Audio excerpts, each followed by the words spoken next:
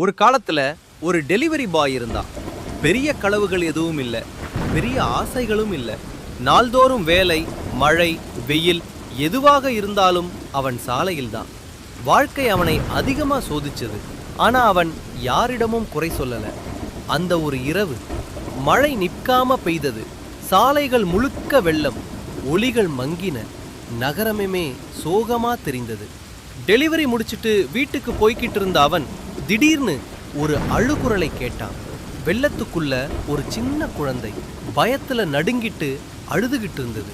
அந்த ஒரு கணம் அவன் மனசுல ஒரே ஒரு கேள்வி: நான் போகலாமா இல்ல நிக்கலாமா? யோசிக்கல, பயப்படல. அவன் இறங்கினான். நீர் அவனை இழுத்தது, காற்று அவனை தள்ளியது. ஆனா அவன் நிக்கல.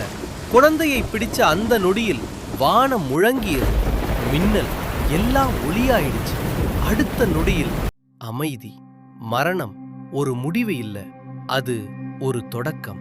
இருள் சூழ்ந்த இடத்துல அவன் ஆன்மா மெதுவா மிதந்தது. வலி இல்ல, பயம் இல்ல, சத்தமே இல்ல. அப்போ ஒரு ஒளி தோன்றியது. அமைதியும் சக்தியும் சேர்ந்த ஒரு இருப்பு. கர்மம் எல்லாத்தையும் பார்க்கும். ஒவ்வொரு செயலுக்கும் ஒரு பதில் உண்டு. அவன் தியாகம் கவனிக்கப்பட்டது. கர்மா அமைப்பு செயல்படுத்தப்பட்டது. மீள்பிறப்பு உறுதி செய்யப்பட்டது. ஒரே ஆன்மா, ஒரு புதிய வாழ்க்கை. பழமையான கோவிலுக்குள்ள தீபம் எரியிற இடத்துல ஒரு குழந்தை பிறந்தது. அவன் மார்புல ஒரு சின்னம் மெதுவா ஒளிர்ந்தது. அது சாதாரண குறி இல்ல, அது விதியின் அடையாளம். ஆனா இந்த உலகம் அமைதியானது இல்ல.